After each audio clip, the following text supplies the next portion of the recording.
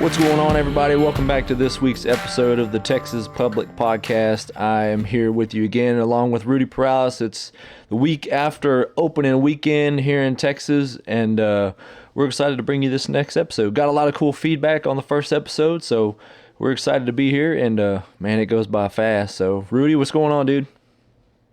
Man, like you said, it's just going by fast, and I'm so tired right now.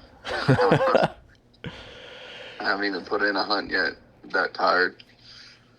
Yeah, it's been pretty busy. I mean, you and I have been talking like every morning, like 4:30 or 5 in the morning. We're always up doing something, either just normal day work or seems to be thinking about what our next move is, huh? That's it. Trying to figure out if I'm going to hunt that day. And it got pretty warm after opening weekend, so I mean, it's been all right in the mornings, not too bad, but it's been warm for the most part. And just deterring me from wanting to go out there, but can't kill deer from the couch. Talk about it all day, right? Yep, that's true. It was a really nice opening weekend for our area. I mean, you can't ask for a whole lot better.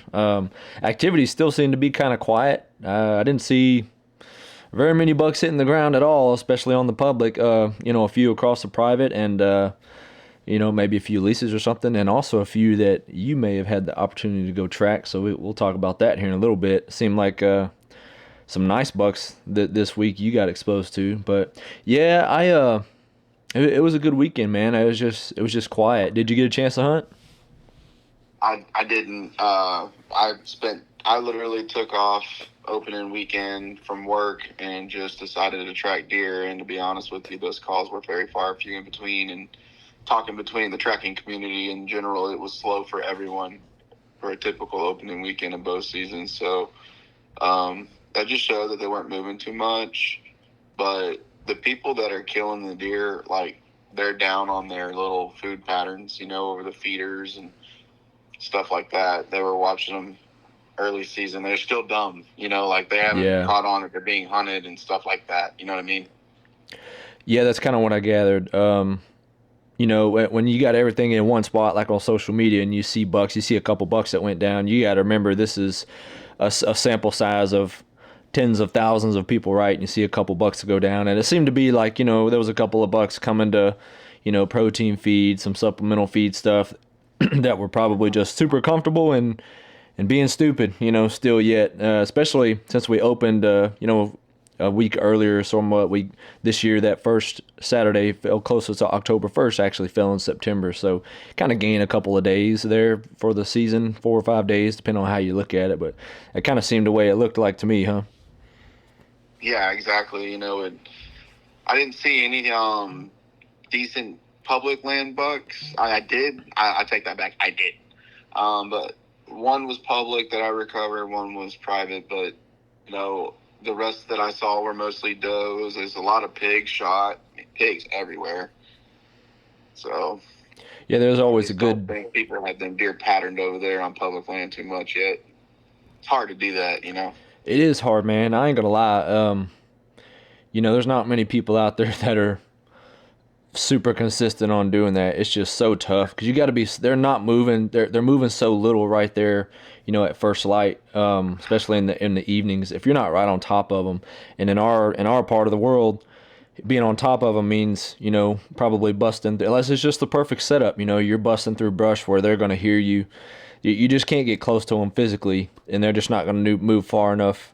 I've always tried over the last bunch of years. My goal is always to find that buck doing something stupid, like doing something that he shouldn't be doing. And I gotta tell you, man, it don't happen very often. They're just not. They never get a chance to get too comfortable, so it's hard to find those deer doing that. It's like if people think that I'm going out there, I don't know, I'm like targeting bucks in general. Like I've shot deer in early season, but it's been like. No, I'm not even gonna say early season. I'm saying bow season, like bucks, but like the last week, of bow and before opening into general. Yeah. But that's because they're moving around a little bit more, Yep, for sure. Yeah. The good news is it only gets better from here, right? I mean, every October date where we moving forward, the movement. We were just talking about it this morning. We're already seeing some bucks starting to kind of drift a little bit. I've been seeing a couple of new bucks on cameras, all over the place, even outside of the public land stuff. But you can tell they're drifting a little bit. I think we're starting to see them getting some New scrape bucks are back. popping up on people's cameras. I'm starting to see social media blow up. A new buck. Now I got a shooter. Yep, I know, right? But yeah, I did get a chance to hunt. I just had one sit Friday. That Friday evening, I had practices with my daughters, and then Saturday morning, one of my daughters had a game, and then yeah, Sunday was big softball day for us because I coached my daughter's softball. So it was a wash sort of, but I did sit Saturday evening, and I went into a spot that was kind of historically a good spot. And it was near an area that I'm really saving and holding on to. So I just trying to catch some of that outskirt movement. Had pictures of really nice buck moving through there this summer, but it doesn't really mean anything to me at this point. But I really wanted to go in, maybe drop. I didn't have no camera in here, so I wanted to go in and just check it out because I hadn't been in there. So and my setup, I was the wind was really supposed to be hard. It was kind of out of the west at the house.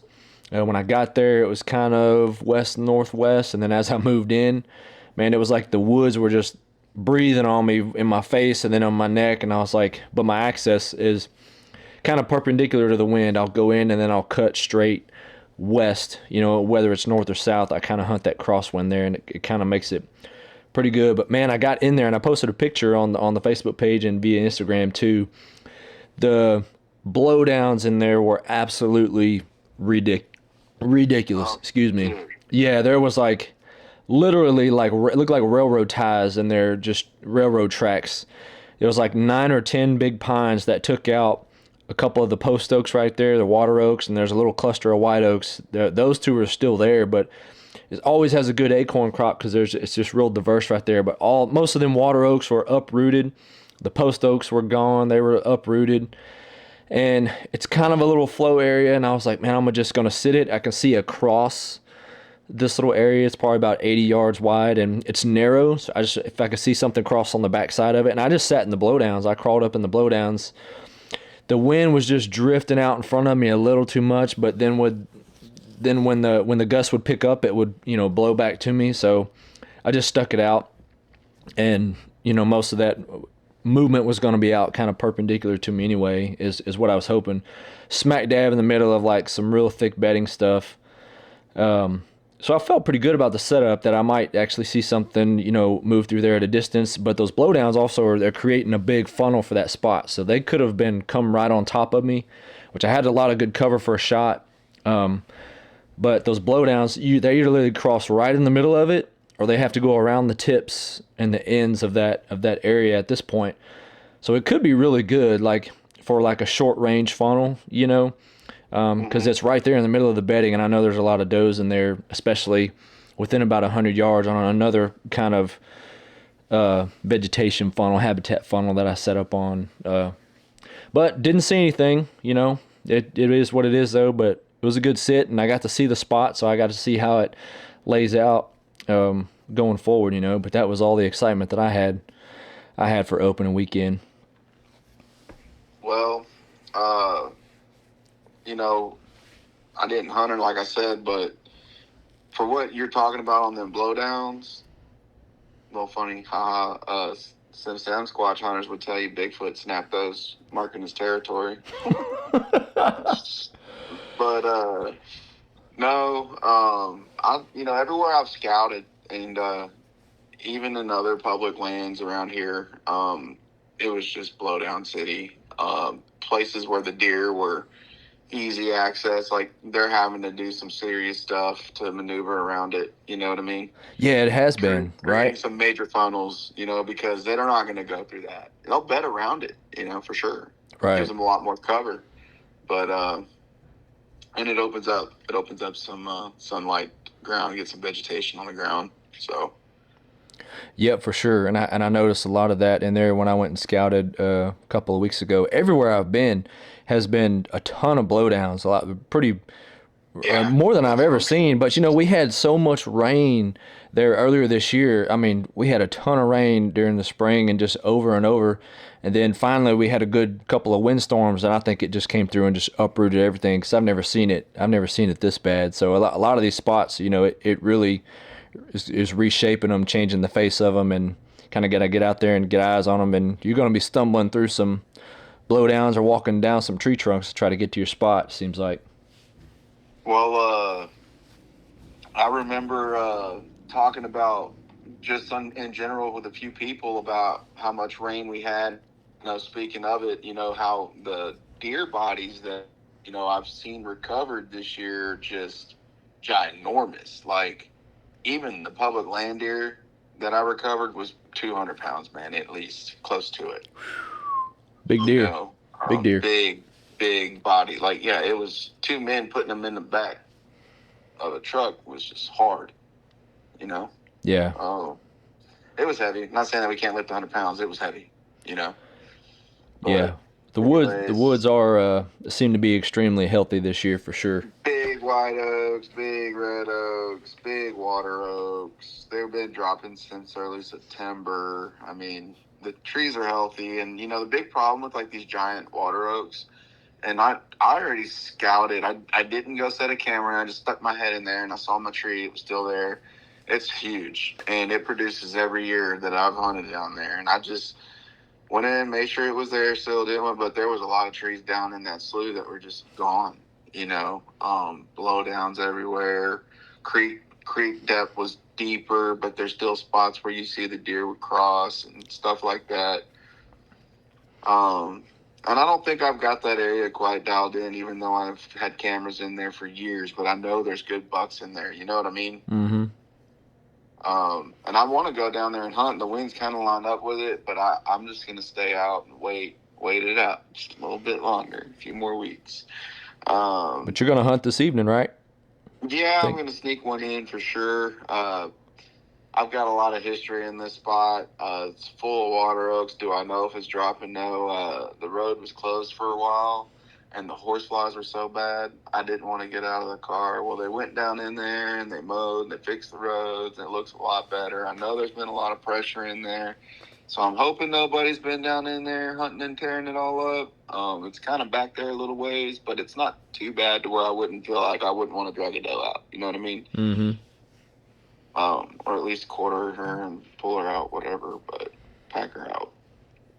I think I'm going to do some ground hunting, dude. I don't know, because this spot I can do both, and the wind's blowing hard enough down there that it shouldn't affect my hunt at all on the ground. But then I also have another spot that I've never hunted that I just kind of want to go check out. You know what I mean? I've jumped deer in there all the time, so I'm like, okay, but I haven't seen if any of the oaks are dropping in there either. It's just a little slough. People overlook it, walk by it all the time, and I know the deer bed all around there because it's thick. It's just a matter of when and where they come from, and I don't know when that's going to happen. Hopefully this evening, just be some cool footage, I like that blind hunt, dude. It just gives me a lot more excitement, Yeah, I know. You and I were talking before we started here today, and I run a good little amount of cameras out on the public land, but the spot that I went to the other day was one of the few spots that I don't even have a camera in. It's just some of that mystique of the unknown. I was like, I really want to see it so I can put eyes on it so I can know. I want to see if there's any sign in there. And actually, I did find a rub on top of a historical rub on the trail going in there. So I was like, all right, we're headed the right direction. So, I mean, I picked that up, picked that intel up. There was some tracks in there. There was stuff eating. One of the water oaks was still dropping. Just super dry and dusty too, real crunchy. But I didn't go out into the area that I was hunting just for the sake of I would have had to come back through and then set up, and I'd had to cross my where I expected the deer to come from twice. I just didn't want to stink it up, but I don't know if there's any scrapes in there amongst that, but found that decent rub on that. And actually that historical rub, I remember that rub when it happened the first time, and that was some years ago. So when you start seeing rubs that you saw like on the original rub, and then 4 or 5 years later you see it get rubbed again, that's like, I don't know, it was kind of a little nostalgic. That's what I was getting at, so a lot of people were laughing at me, on social media, like, oh, you're looking at rubs from a year or 2 years ago, and I'm like, I know that I am. I get that. I'm doing that on purpose because these rubs are telling me bucks come through here. They're gonna come back eventually. They're called historical rubs for a reason, and you can tell when a tree's been hit more than 1 year, Mm-hmm. right? Because it's just the bark, the center of the tree where it's growing again. It's just bare smooth, and then it happens again a Yep. couple years later, and it just even the outside is smooth, and then the inside's even more bare smooth. Yeah, it looks like a tube inside of a tube, Yeah, It exactly, looks like you exactly. peeled back the outside layer, and it's just like, man, it looks like straight stainless steel pipe on that sucker, right? And I pay attention how high they are. I pay attention to how high those rubs are and what they're knocking off with their antlers and how big the trees they are snapping off, if they are snapping trees off and stuff like that. I found a deer that's snapping a tree that's 2-3 inches around. That's a good buck. It's a pretty good buck. Their testosterone levels are rising up because I had a guy show me a lot of game camera footage of his backyard deer, and they were sparring it up. Not like hard fighting, but like, sitting there for a good minute and not pushing, but rattling. You know what I mean? Like just Mm-hmm. tickling up against each other. And I was like, yeah. And he's like, well, here's one where they're kind of going at it. And they were kind of pushing a little bit, but they weren't quite hammering down, going at it at each other. And I'm like, well, they're starting to get tired of each other's shit. So that's good. That's what you want to start seeing. That's when they're starting to range out. They're starting to get tired of each other. They're starting to go cruise to their old areas. Some of these bucks that got beat in the areas that they're living right now by the bigger bucks got pushed out to further ranges, where they fit in and chase booty.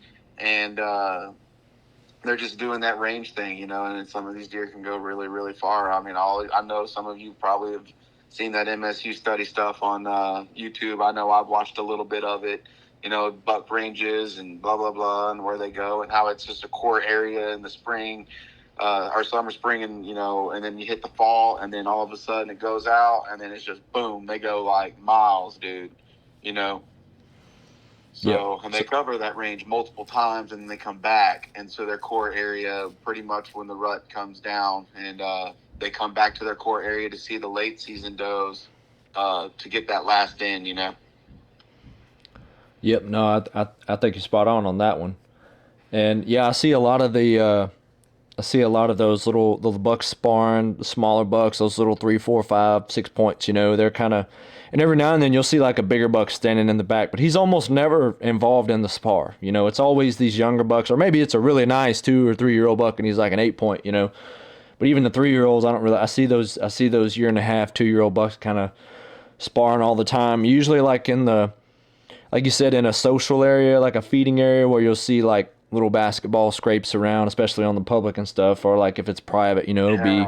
be around, some feeders and feed pens, but you don't hardly ever see that stuff in daylight, the little sparring, but they'll come through in there every night, spar, literally lay down. I got Yeah, pictures you of can them hear them at just, night. yeah, they're Exactly. just It's at laying night. down right there, get up, and they'll spar again, and it's just weird. That's, every time I see that, like, it's a good thing because I know I'm close, but those are usually the areas that you're just off. Those are those nighttime little social spots where everybody comes together, especially this time of year. It seems like they come together and they just kind of hash it out. They're socializing, they're browsing, they're just making through, but then you kind of get excited and you go sit it. You don't see anything during daylight. I think you've got to play off of those types of areas, but you're close to being in the game right there, and you might see at least what's in the area as well. But Right. And, you were, shit. What did you start that out with? Because I had something on my mind, and you started on 10. I was listening, and I didn't want to interrupt. Um, just about seeing the younger bucks kind of in the social areas where they do that mostly. yeah. So like, and talking about the big bucks, kind of just sitting there, standing around, Mm-hmm. stuff like that.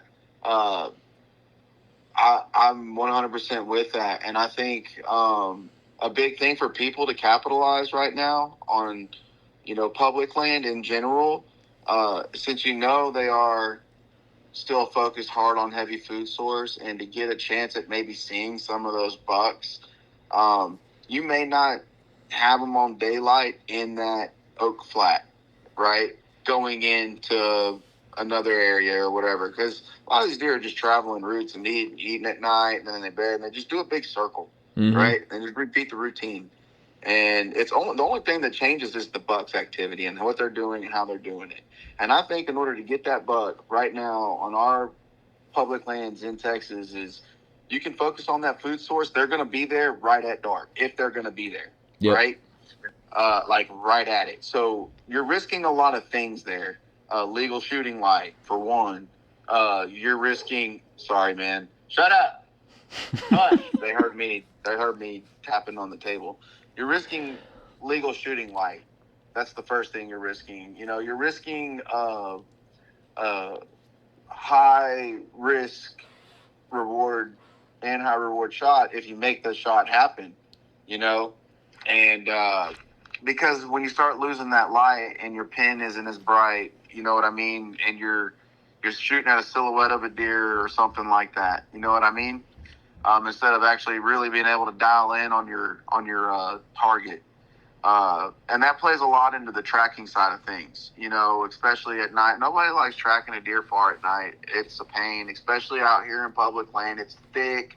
You can lose a blood trail really quick, especially where these bucks will go, you know, and you got to focus on that. You got to focus on the real thick, nasty stuff, closest to the oak flats, or where a pinch point where the oaks come into, because they're going to feed on their way there. They're not going to go far. The big bucks aren't moving far in daylight, right? Right. So you're going to have to take all that into consideration. I think them younger bucks, the spikes, like I saw some midday activity just driving to go track a deer at like 2 o'clock.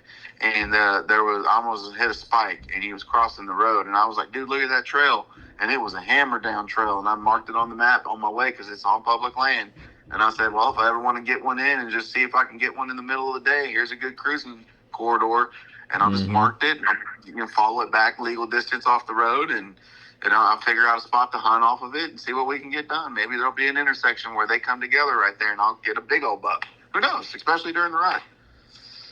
Yeah, and it's doing little things like that that you never know will pay off. I think people they underestimate their efforts of marking everything you see, you know, taking good notes on a whim, you know, literally on a whim.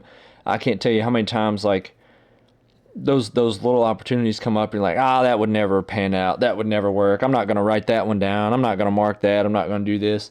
And 2 years from now, that could be the reason that you successful in that spot. Something will lead you back there if you'll just revisit, just mark it in the moment, come back later, revisit it, scout it, whatever it looks like, or if it's middle of the season, don't disregard that kind of stuff. You know, I think we get a little complacent and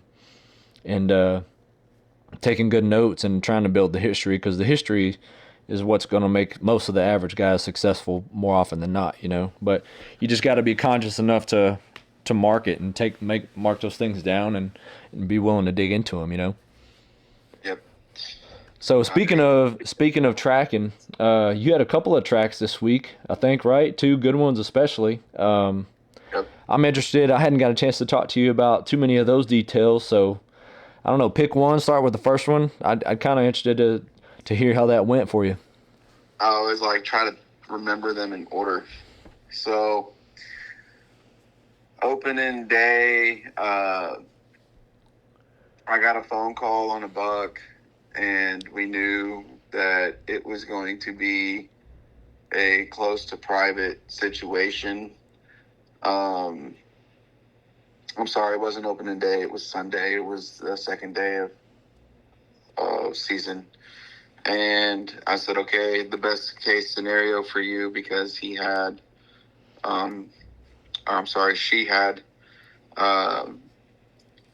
like gut matter. She knew it was back.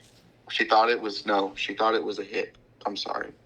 She thought it was her description of the shot, 26 yards, ground blind, private property, 200 acres, and it backed up to a big lease or whatever. And we got permission to go there, but this is the deal. It went to another property after that, and I'll explain why. But basically, she explained to me that it was shot in the leg, or she thought it was shot in the leg or in the hip, and the deer circled back behind the feeder, stood there for a while, and it was dragging his leg and walking. And I said, okay, well, hopefully his leg's hurting bad enough here in, let's say, 6-8 hours, and I'll come in and run the dogs on him.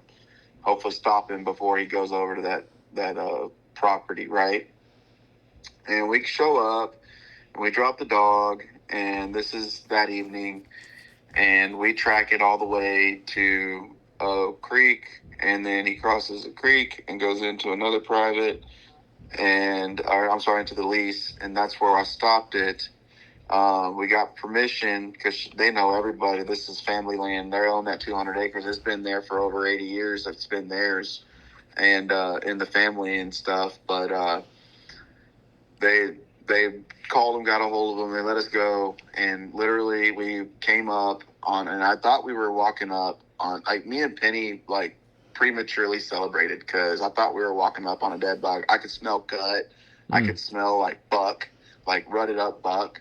And on that track, but when we came to that draw, I thought we jumped the deer or something because I heard something, and the way I was on top of the ridge, and there was it's a big draw. It drops down a little dry creek and it comes back up, and I saw the deer, and then it turned, and when it did, I saw antler. I carry walkie-talkies, and I leave one with Penny or the hunter if Penny's not there. That way I can communicate with them on what I'm doing, where I'm at. Looking at Onyx, I'm looking at my GPS and where my dog's at and all that. You know what I mean? Gotcha. So it's a lot of things going on. So I immediately hit the radio, and I'm like, hey, I think I see your deer. It's alive. But my dog wasn't like running. Right? Like, he wasn't like trying to, he just look at the deer, he look at me, and I see the rack, and I'm like, man, but I didn't know if it was her deer, right? Like, I didn't know if it was the deer that she shot. Well, my dog just wasn't trying to chase it. Well, there's a reason why, because he knows if he chases a deer that's not the right deer and he chose to, I'll light him up. So, like, he's trained not to do that. He's trained to track the right deer. That deer would just happen to be coming from the bedding area to the feeder. Yeah. Like, in the same travel corridor. Does that make sense? Yeah. Okay. So I want to pause there for a second. So just to recap, you've got a ground blind shot, so straight horizontal angle, right? 26 yards. First initial impression from the hunter is that she hit it back, or actually she thinks she hit it in the leg because she saw it limping. Yeah, dragging the leg. Yeah. Okay, so that was her impression. Their impression. That's what she said. Okay. Yes. And walked around. It clipped a, that real tall grass, but there's like thick stem stuff in there every now and then. Smells kind of good. Yeah, I mean, just like some of that canary grass, or like some. It's not like some big old blue stem or something. You see it in logged areas all the time out here in the forest. It has a strong scent. When you walk through that kind of dog fennel stuff, that fuzzy stuff.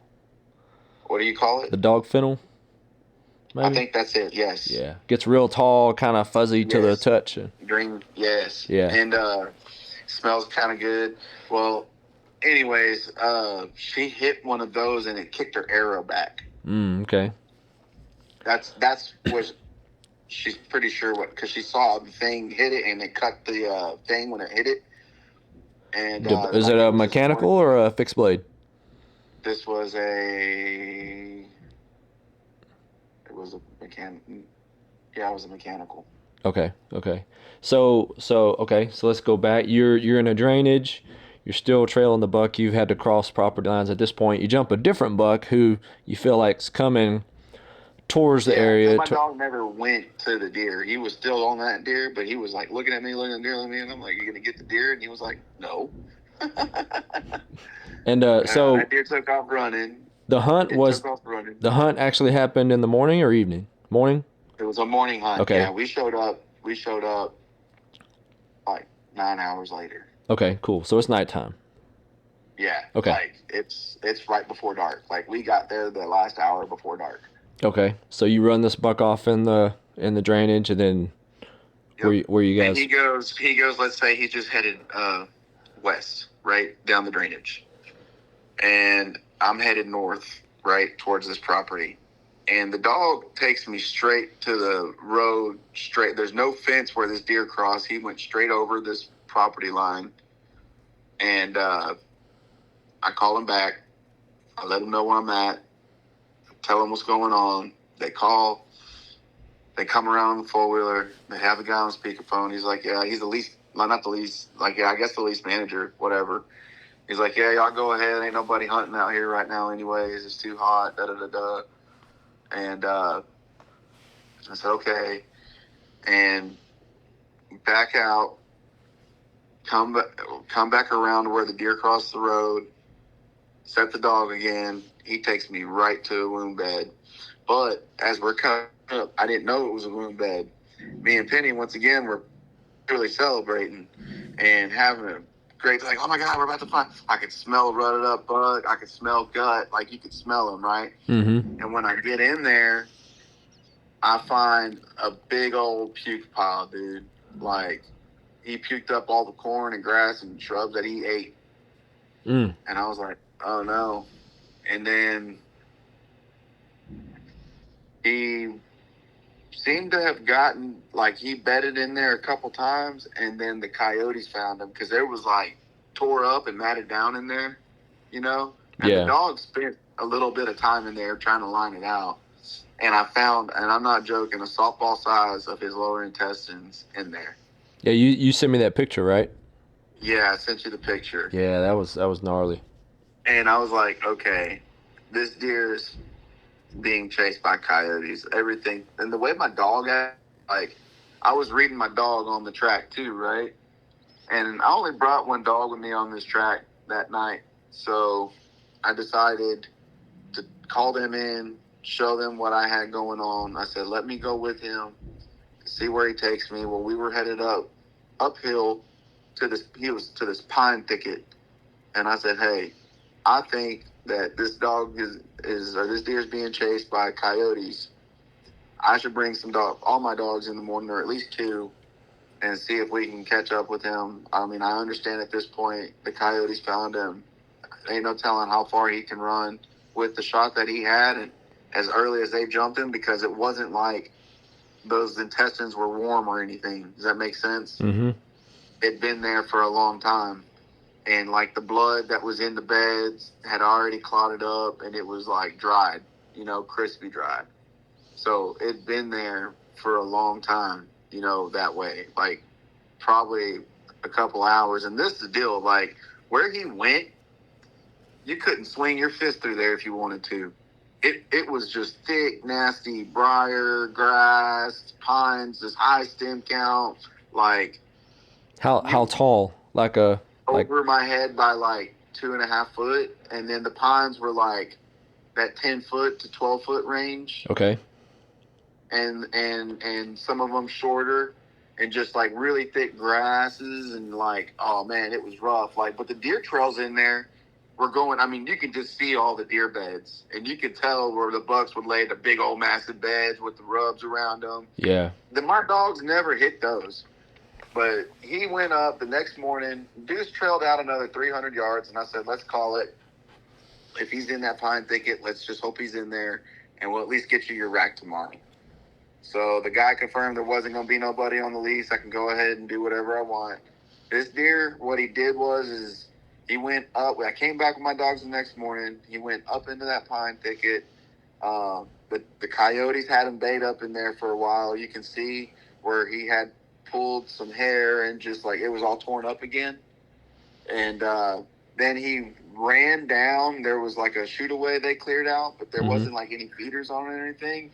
And he 90 back towards the creek. And he what they'll do is they'll try to gain a lot of distance between the predator and just get out of dodge. So when they hit that opening, they go make a mad break as fast as they can to gain ground, and then they cut back into some thick stuff and try to find an area to bed back down again. That's what they'll do. So like you said, a long shooting lane, or maybe a bottom, or like a pipeline. If they hit it, they'll usually make a break down it, parallel it for like 100 yards just to get out in front and then cut back in.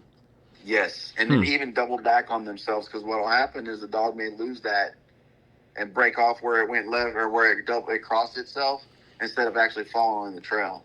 They do that a lot. They'll back pigs do it a lot too. You'll hear a lot of hog doggers talk about, oh yeah, them pigs are looping themselves. So then dogs they'll run in circles for a minute and then break off out of that circle. So the dogs will be confused, running circles for a little bit while the pigs break off and make a mad run on it. You know what I mean? Mm-hmm.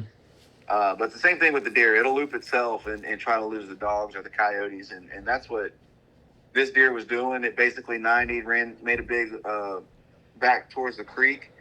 And then he crossed. The problem was when he crossed the creek, that was the end of the lease, and we weren't allowed to go over there. So it was development. And anytime I've ever ran into a development property issue, it's hard to get a hold of these out of state or out of country property holders. You know, they're not going to let you go out there because it's a liability, and they're not going to be responsible for whatever happens to you while you're on their property. Yeah. You know, so that's where that one ended. It was a no recovery. There's a lot of public roads where that deer went, and they were looking for the follow up on that was they were looking for buzzards, and they found buzzards, and there was a deer with its head cut off and the back straps and the legs taken, but they think it was a hunter that just dumped it because they skinned it and everything. And I was like, oh, okay, but they still haven't found that deer. There's no recovery report. I said, man, if there's water anywhere, I'd go look in the pond, maybe by the pond, and look for buzzards around those, because that's all I can say. You know, I don't know anything else other than that. Yeah. But I know that my dog took us a really long ways, and it sucks that we hit a property line because the track that I did yesterday was old. I ended up in a backside of a neighborhood that had a golf course, and then another dude had a private property, and I sent you the text on what those people said about him going to go look for buzzards out there today. Yeah, was, there's very nice. There's no negotiating with that crowd, huh? No, dude, and the way they just responded was just horrible to the guy. Just unnecessary, right? Yeah, like he's just trying to do everything he can do to get his deer. Yeah. You know? But that deer went 3/4 of a mile. See? Yeah. And coyotes pushed him that far. Hell, most of the time a deer that's got shot through the gut in any kind of way, they don't want to jump no fence if they don't have to. But if I could tell he was in there fighting coyotes because the way my dog looped in there a second, the scent pulled up, and then he hit the fence, and then he couldn't go to the fence right there, go over it because it was too tall for him to jump. It's just like a hog fence, like a hog panel fence, surrounding the backside of this dude's property, and it's about up to my chest. And it's not that my dog couldn't jump it, but he in there at the fence, like that's where he wanted to go. And sure enough, I throw him over the fence because it was actually he owns up past his property goes up past the river, but he was keeping the hogs off of his pastures. Does that make sense? Yeah. And either way, they still, you know how pigs are, man. They'll find it. After a while, parts of road, and they'll get underneath there and stuff like that. Yeah. So I want to circle back and ask you a couple of kind of just Joe Blow questions on that first track. So, and you don't have to like go into too much detail. I think it's just some questions that come up pretty often, and you've probably heard them before. And I'm also thinking about what Jocelyn has told me in the past, which you know her very well. I remember a lot of stuff that she told me. So I mean, initially, so from where that buck was shot and where you had to call off the track was roughly how far?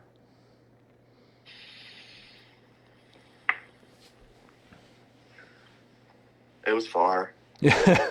Over a mile? You gotta think if it was a straight crow's fly to where I actually had to call it off. Yeah. Because the deer double back. That's a problem. Yeah. It wasn't but a few hundred yards. I'd say like 600 yards. Okay.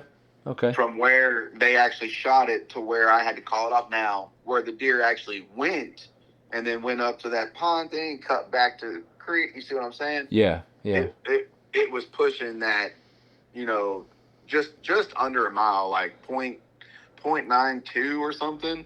Okay. That's far. Yeah, it but is. He's running in circles in that bedding area to get away from that. He was comfortable. It was so thick, Seth. It was so thick. You know, he felt comfortable in there. And I knew that if that's where he felt comfortable, a lot of times that's where they want to go die, if they're going to die. You know, they just know the area really good. Hell, I learned it really good just by going behind the damn dog in there. Yeah. It's really awesome. I was like, hey, man, can I come hunt this? So, and this was a deer that was, again, y'all never got to put hands on it, right? But the Never got to thought see is it. that Never this really was a got to deer that see it. was a victim of kind of a deflection shot and probably took one to the back gut Yeah, I mean, leg. where the leg meets the lower intestine, I think that's where they Yeah, hit the kind of deer. where the belly Yes. starts to get thin towards Yes. the. That part where you don't want to pop whenever you're skinning it. Yeah, exactly. That's exactly what I'm thinking. Okay. That's where they hit. Yes. 100%. Yes. Okay. So my other question is, um, when that deer ran, there's a couple of little buried questions in this question. When that deer took off, was it staying on deer trails or was it on just more of a beeline to a certain area? And the only reason I asked that, because I do So remember your. he got the hell out of Dodge. He actually bolted where he kind of did like in front of himself Yeah. and then circled back around and stood for a little bit and then followed a game trail, his trail, the rest of the way, the Okay. whole way. Yeah, that, and I was going to say, well, let me clarify. Most of them are going to bolt initially, right? But when you do catch up with them on a track, whether it be 80, 90, 100 yards down the road where they have gotten them out of immediate danger, if they're kind of on a game, if you notice that they're following a game trail, that's kind of not a good sign. Am I right? Because Right. they're not likely fatally wounded, at least at the moment. That's at least that's a first precursor that, well, this deer is comfortable enough. It's returning to game trails to leave the area. He's not running. He's Exactly. not running somewhere because he knows he is in fatal trouble. Right?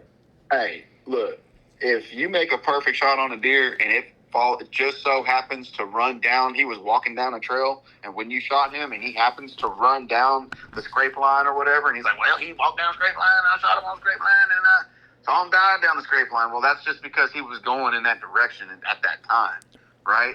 But a lot of times when you see a deer come in, say from right to left at a feeder, and you shoot it, it's gonna go in a straight line, and the thickest, nastiest, it's hurt, dude, and Yeah. it knows it's hurt. You know, there is no cutting back, and they usually die before they even can. Right. Right. Okay, so some other question in there was, and I think you kind of answered it. Of course, you know, in our area, we've got all kinds of little creeks and ravines and usually runoffs and stuff like that. But if there was like a larger type of water source in that area, did that buck head that general direction? Is there any truth to that, or and that because you kind of alluded to it. I know it's kind of drainages. That's kind of natural just because we have so many of them. But Yeah, and there were natural springs into that. It's a dried up riverbed, but there were spring areas. Apparently, is what that did. The guy I was talking to, because they've been hunting them woods their whole life as little kids. And he's like, well, I do know, and well, he found out like driving his side by side that the development area had put in a few ponds and stuff, and he's like, but I didn't. No, the answer to the question is no. Even though he was it's easier for a deer to follow that transition line on a creek bed. That makes yeah, sense? yeah, yeah, Because a lot of times there's a heavy game trail paralleling the creek beds. right. And that's what he was doing.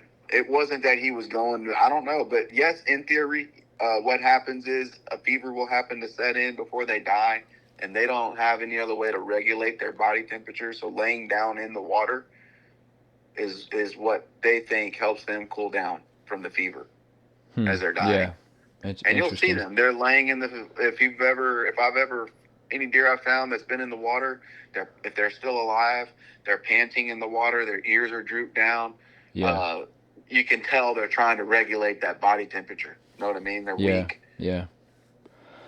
Okay, so here's another question. This isn't really. This is more experience based. This is going to be kind of, anecdotal as far as you go, but it's just a question I was thinking about. And I don't think there's no real science around this, but just so hunters can have these thoughts going through their head, because you kind of know what to expect. But it does play into the recovery, I think. So how often or how likely the longer, if it's a back shot, or any, I don't even think it matters if it's guts or not. If it's just a good shot, it's just you just didn't clip anything major, right? And that deer's out there. The longer he stays alive, How often do you see, like when you get around, you get outwards of 6, 8, 10 hours of a deer in these woods that hasn't been recovered yet, that is likely alive, maybe not either way, gets found by coyotes? I mean, I, or I, especially pushed around. Like, is there kind this of a is why threshold? it's important. This is why it's important if you're like on private property leases and stuff like that, that you go out and do some sort of varmint and predator control. Um, for one, if you want a healthy deer population and a lot of deer whenever you're out there hunting, uh, you gotta make sure you kill the things that are trying to eat the babies. You know, Sure. and then at the end of the day, a coyote's nose is just as good as a good tracking dog, right? They're the best tracking dog. That's what they live off of. That's what keeps them alive out there. And as soon as they smell a gut shot deer or a deer, even if it's leg shot, like them dogs know they're gonna try to chase it. I'm telling you, if it's full, if you've got a high predator count and you know it, you're getting pictures of coyotes all the time on your cameras. Your deer's gonna get ran. It's gonna get ran. Yeah. So, I mean, that's what I'm asking you. Like, how often do you see, A like, lot. say if I you're on a can't give track. like a. I'd say it's probably like 2 to 3 out of every 5 tracks, maybe. It's Okay, a high maybe percentage. maybe half Yeah, half of deer for that sure. have that experience of poor, half recoveries that have are victims of poor shots, and the deer lives 10, 12 hours. Half of those get found or pushed by coyotes at some point. Yeah, Seems like exactly. that's crazy because Because, that's a well, you know testament. what you can say though about that, like, is you can say that not just coyotes. You can say the tracker comes in and pushes that deer too, and bays it and kills it. Yeah, yeah, Right, in that percentage. Let's be real, right? Like as far as percentages, because that other percentage, that deer suffered and died in that time frame. yeah. And the reason I ask is because that's once you get out on those longer time windows, your decision. It's tough to make a decision because, like, do you want to let that deer lay and die, or if maybe he's already dead, but if the longer he's alive, the more chance that, like you said, if you're on a small parcel, he might get pushed by coyotes. Or so don't be surprised if he's not on the property anymore, even if it's no fault of your own. That deer got pushed out. And of course, some reason I'm thinking about that as well is because that's what happened to mine. I think we think, but he got found by coyotes eventually, and I don't think it was early on. I think they kind of got to him at the very end. I'm not sure if he was already gone or not, but he might have gotten up and gotten pushed out of where he was trying to lay initially. But anyway, yeah, it's just the thought. It's kind of the longer you go, not only are you worried about recovering your deer, but if what's left of a lot of other things come into play. You know, it's like to no Yeah, and fault of as a your own. tracker, like I'm gonna tell you, like if you know that you've got a gut or lower intestinal shot deer, lower intestinal, I'm gonna start trying to push it a little bit longer than 12 hours. I'm gonna start doing like 14, 16 hours, because we keep running into deer that I can't go get. I don't know if it's necessarily that. I don't think I've necessarily jumped a live deer yet that was gut shot that ran that far. They've just been pushed that far already before we got there. You know what I mean? Mm-hmm. And it's a crazy testament to these coyotes and how on point and how in tune they are with their environment when something's wounded. That a crazy where they'll come from and how they can locate those wounded animals, because it just seems like it happens a lot. Yeah. They're all over them. They don't miss them. And when they're out there for a certain amount of time, it's like, hey, if your deer's out there alive for like 12 hours, chances are they're going to encounter a predator, coyote. So just it's kind of like And, don't be surprised, if you don't get all of yeah. your deer back. Yeah, especially for the talking to the people that hunt public land, hunting close to private and stuff like that. If you call a tracker out, your odds of recovery are already low, and it goes down even more when you're really close to private. Sure. So just keep that in mind. Yeah. What are the odds you find this deer? I'm like, about as. I mean, I don't know, man. It just depends how bad of a shot you made. I don't know. I don't know. And I start putting the pieces of the puzzle. But I tell this to people too. If my dog ain't got that buck bait or tailgated in 30 minutes, the odds of you getting that deer go down a lot. Really? And the longer we go, yeah. Anytime I take a call, I obviously want the recovery, right? I try to take higher percentage recovery calls. So like when I say higher percentage in that 40 to 45 to like 35% range, so that's already a low recovery ratio in general, right? There's certain ones I say are 100%, like a liver shot deer, and I would say a gut shot deer, but hell, that depends on how far you are from the next property. Like I said, this one just went 3/4 of a mile last night, and the one before that was what I told you, a mile, Mm-hmm. like nine something. It was a low nines, but it was a lot of where he went and circled and came back and where the dogs work. You know what I mean? Uh, I think the biggest thing for us to really focus on is, your wait time and knowing what blood to look for if it is that shot. Sure. Yeah, it's not a fun game to have to play. So another thing that comes up that's interesting is like, there's so much adrenaline, there's so much, just excitement and stuff that goes into those moments. How often would you say that a hunter's interpretation of their own shot, because you've got some preliminary questions you ask before you show up. Primarily, what's the shot look like? What's the angle? Maybe what, head up or down? Well, all these different things that you ask, and no fault of the hunter. This isn't about that question, but the thing is how often is the hunter on their own hunter's interpretation of their own shot just completely off? A lot. A lot. A lot. Like. And I say that in the 90 percentile for sure. Okay, and I say that because I would dare to encourage people to, if you don't see it, go down a sight. If you're not finding blood, if all the red flags are there, just because you think you made a perfect shot, don't trust yourself, right? I mean, right. All right. Well, we had our first little bout of technical difficulties, probably the first of many, I would say, but yeah, it's a learning curve.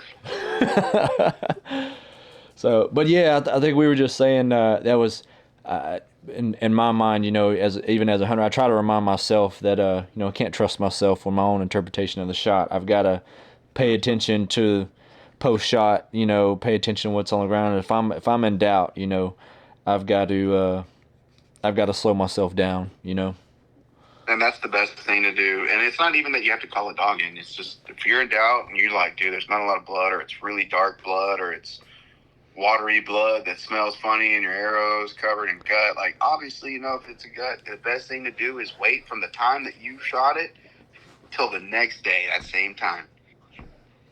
Full 24 hours, because that deer, and you may need a dog because there's not going to be a lot of blood. Ain't going to be no blood on that. Yeah. I mean. And you know what else I'll say? It's pretty cool over the years, and I'm really glad it trended this direction. But, it seems like to me, once upon a time, it seemed to be that we all had like this persona, that it was kind of frowned upon for somebody to call a dog. And it was like, man, if you call it a dog, it means like, it's like admitting you screwed up, like you're a bad hunter, or it's just kind of a taboo thing for a long time. I never remember anybody in the still past. Look at that way. Yeah. To their buddies and stuff, and it's like, dude, at least they're doing something to find that deer, Yeah, and the judgment shouldn't go any far past that. Like, that person's willing to go that extra effort to find that deer. That is worth more than you being a stubborn ass and saying, well, I guess he's gone. We're not going in that big old thicket. I don't know, ain't no telling where he went from there. Or it's just like, dude, that's a cop out. That's for somebody who's willing. And I know there's different reasons why. There's sometimes associated costs or logistics or whatever in time, but it's like more people are willing to do it these days, which is really cool to see. And like I said, I want everybody to recover their deer, but I'm glad there's not this stigma around it anymore where it's actually encouraged. Absolutely. I think one of the coolest things is being asked to go to that hunter's education and talk about the importance of utilizing and, you know, showcasing what tracking dogs can really do for a hunter as far as the deer and having closure. If you can't get a deer because it crossed a property line, that sucks. That closure's not there because you just don't know, right? Yeah. Or knowing that, hey, my dog's telling me this deer's alive. We've gone really far, dude. And no sign of this deer whatsoever other than my dog saying it went this way because he can smell it. Let me know in a few weeks if you get them on camera, and usually in a few days they send me a picture like, dude, I totally back-whacked that deer, or I totally brisket shot that deer, or you're right, I totally shoulder shot that deer, and that's why there's only 3 inches of penetration, and he's got an arrow in his ball socket up there or whatnot, Yeah. You know what I noticed? I sent you a picture of a buck and a little buck this morning. Yep. Decent little 8-point. You know what I noticed when I went back and looked at that camera, kind of up on that deer's shoulder, he's got it could be anything, right? But I just didn't realize it until I went and looked later. If you want to go back and look at it, but he's got a gnarly patch of fur, like a scar, something up kind of high on his shoulder. Yeah, kind of up high and forward, which doesn't really mean anything per se, but like it just put me in mind, like if that deer was hit right there, am I surprised that it survived or not? Which I wouldn't be. That's one of my number one calls is a back whack. Kind of leaves a dark red, almost blood, and it dries quick, so it looks like liver almost, but it's just drop, drop, drop, nothing. And you're basically like my buddy. He back whacked one not too long ago, and I told him it was back whacked. Dog confirmed it. I mean, I don't know when the deer's going to show up, but they usually have a wicked scar. And I've got actually pictures, which I'm excited one day when we have video in the YouTube with this, because I'll show you pictures of deer that showed back up on camera, or guys that shot deer that I've tracked during the rut, coming back to the feeder they were shot at to check the does, and have a big old scar when he shot it, like a 2-inch mechanical rage, scar on the top of his back. And it's pretty gnarly what these deer can live through, I'm not going to say they're going to live without their guts or anything, but I've seen deer that were shot through the paunch live. I've seen liver clipped deer live. I've seen a heart clipped deer live. I've seen a right just under the lung, and it hit the cavity, and I'm sure that deer would have died of sepsis, but somebody ended up shooting him. He was all scrawny, and he was shot at a feeder, but I got a picture of him with his lung hanging out of that hole. Ooh. Yeah. Man. So. Well, what's your plans for next week, man? Well, I got to go to work a little bit and put my face in there, put some time in. But I know there's a cool front coming, and middle of the week. I say this, but seems to me that the public land hunting is a little bit more this year. Yeah. And there's people actually out there putting in the work and finding these deer and having some success. Congrats to those who've harvested deer on public land. Know how hard it is, even though they were mostly does. That's what we go out there for. In fact, that's what I'm going out there for right now. If a buck happens to walk out, guess what, buddy? I'm sending it. Let it happen, But, I got some plans. I'm going to go out there and check it out and hopefully send something and have a cool story to tell. And I'm going to try to get some film. I got a ground set up, and if that don't work, then I'm going to do a tree setup. See how it goes. Yeah. The middle of the week is pretty windy. It's like 100-mile-an-hour wind out there right now. Yeah, I was telling you earlier today. There's a spot that I've got a lot of deer activity in right now, and it's a little too good, almost to where I don't want to disrupt it. But man, I don't want to get in the habit of being too conservative. I think I'm gonna push in there. Either maybe if the wind's got to be right, though. I'm not gonna go in and just try to throw a hunt at it on a whim, the second week of October. But if it's right, I think I'm gonna go. And then next week, like you said, they got that whole work thing that we all got to deal with. But I'm gonna try to slip out as well, hopefully midweek. And we did have a friend of ours. He shot him a public land doe last week, and so it which he's no stranger to doing that. I think he said that was deer number 96 with a bow. Yeah, that's a lot of deer, bro. And Golly. we're not gonna I let ain't it. even tried counting, dude, but I ain't that many. Yeah, I'm gonna go yeah, back and count. I'm gonna try to think. I'm gonna think really hard. You know what? While I'm sitting out there waiting on a deer, that's what I'm gonna do.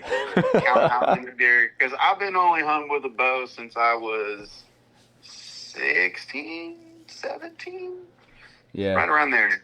And most of my public hunting, no, yeah, no, I've only been bow hunting because my first 2 years of public land hunting was with the rifle, and then I said I'm gonna learn how to bow hunt, and that's when I got a bow. So yeah. But 16 years, but and we'll it ain't that many deer. right. We'll keep it between you and me for now. But this guy does have some cameras, and he might be rolling with us this year to get some footage. And I have a feeling he's gonna have a good run in at some point. So I can't wait to see if we get to share that with him, and that's gonna be a really cool experience. Let's go. Yeah, man, it's gonna be good. It's about to start getting good, dude. Like I said, it's only gonna get better. So, in the meantime, we're just gonna keep pushing it, and I think it's gonna be a good week next week, and then hopefully the weather shakes up a little bit, even a little rain. I'd take a little rain right now, just to get some deer up, and kind of moving. So, Man, real quick too, I wanted to give somebody a little special shout out because they had a little special something happen for them. Let me see here real quick.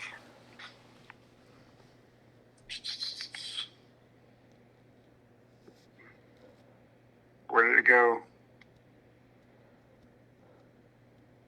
It was on one of my thingies here. Okay, so last year, y'all know Penny. We put it up on our channel. Shot her first deer, right? Her first buck. And real quick, she made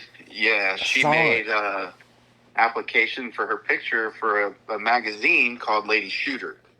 And Lady Shooter actually featured her buck with Mr. Gene's old 30-06 that he gifted me in Model 76.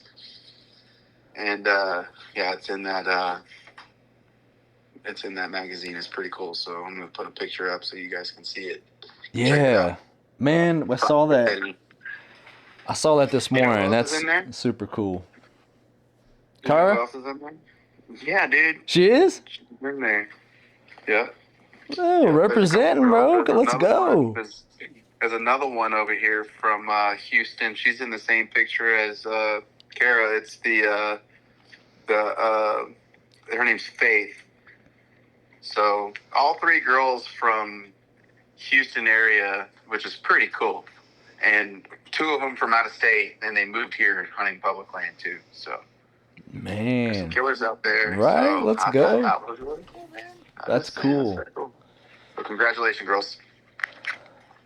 Yeah, for sure. All right, man. Well, I think we'll go ahead and wrap it up so you can get your stuff together and head to the woods. You've got some ground to cover and a spot to dissect. So I'll let you in a little while. yeah, we'll let you get going. Appreciate everybody checking out the podcast. Don't remember subscribe to the podcast, and also go over and check out the YouTube channel on Skinny Pine Hunting Co. And also Rudy has Texas Coastal Outdoors on Instagram and all those good places. And just go give it a subscribe. Check out the videos. We got some cool scouting videos, lately, dude.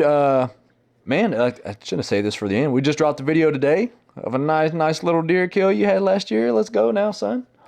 It's got me fired up to go hunt in this heat. I'll tell you that. Right? I know, man. Yeah, it was a lot of fun. So, yeah, congrats on that one, man. And like I said, that was because I think you even said the date. Yep. And then people hear you say the date, October 8th, they'll be like, man, Rudy's hunting in the future because we're not going. Yeah. Well, you know what's funny? Look at that date and look at when this cold front's coming in. Yeah. See how closely timed that is. That's right, man. So Rudy had that one in his back pocket. I'm gonna put that into effect on October 8th. I will be in that exact spot, and we will see. Dude, shoot a deer a year to the day, and I'll buy you a beer. All right, let's do it. Kill a deer a year to the day. Buy you a beer. All right, that's all I got. Let's go. All right, man. Well, good luck this evening. Good luck Sir, this evening, y'all and have a good day, good night, whatever it is at your time you're hearing this. yep. Until Good luck. next time. Till next time. Good luck, everybody.